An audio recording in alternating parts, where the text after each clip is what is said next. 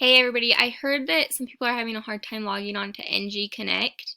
So make sure you go to mygconnect.com and then you need to click for students. And then right here, you'll type in your student username, so the 30.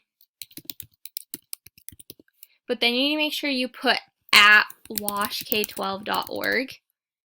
And then the password is it's the same as a regular password, but don't include the first two initials. So it's just their lunch number if they know that.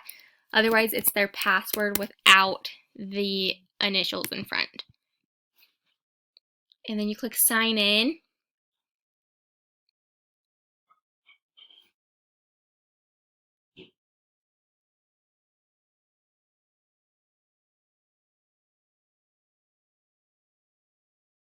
And then this is what the student screen looks like. So if they're looking for books, they click here.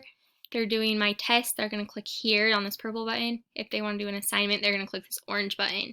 There's other resources and games on here, so feel free to look around and figure it out. If you have any other questions, please let me know. Thank you.